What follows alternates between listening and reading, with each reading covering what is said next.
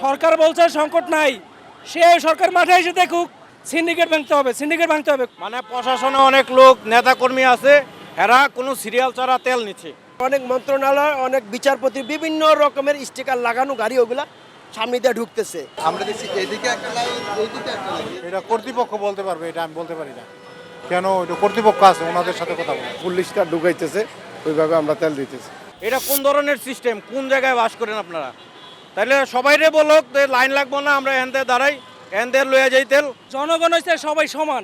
এখানে সরকারি কর্মচারীদের জন্য তাদের জন্য আলাদা সিরিয়াল, আমাদের জন্য আমরা সেই সকাল থেকে দাঁড়িয়ে আছি এখন পর্যন্ত।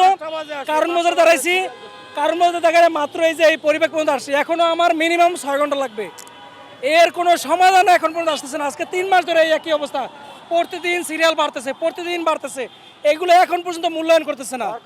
সরকার বলছে সংকট নাই, সে সরকার মাঠে এসে দেখুক। সকল পাম্পে তেল দিচ্ছে না, কোনো পাম্পেই, শুধু এখানে দিচ্ছে, ট্রাস্টে দিচ্ছে, তালুকদার পাম্পে দিচ্ছে, বাকি পাম্পগুলো দিচ্ছে না কেন? 5 ঘন্টা সিরিয়াল দিয়ে কিট নিয়ে কাজ করে কিভাবে সংসার চালাবে না?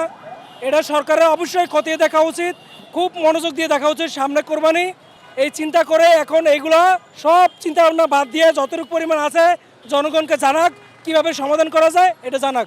সিন্ডিকেট ভাঙতে হবে, সিন্ডিকেট ভাঙতে হবে। কোথায় কি সিন্ডিকেট আছে খতিয়ে দেখতে হবে।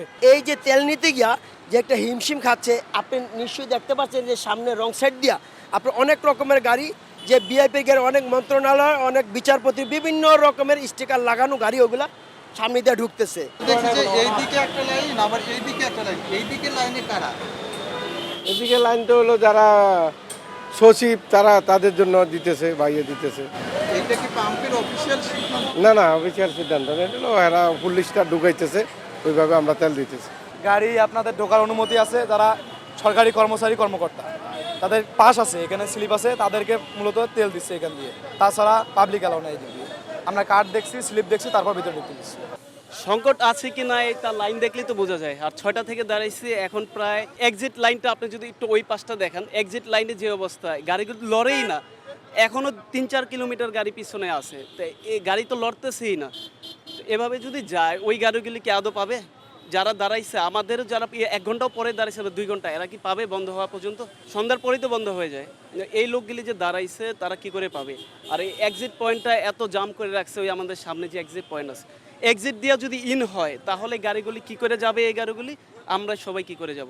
ভিআইপি বলতেছে, তারা তো ভিআইপি বলতেছে, আসলে একজন ভিআইপি সাথে আরও আমপাবলিকও ঢুকে যাইতেছে, টাকার বিনিময়ে ঢুকে যাইতেছে, গার্ডের টাকার বিনিময়ে ঢুকে যাইতেছে। তো এই বিষয়টা একটু দেখলে মনে হয় ভালো হয় সরকারের। খবরের কাগজ, নিখাদ, নির্ভীক, নিরপেক্ষ।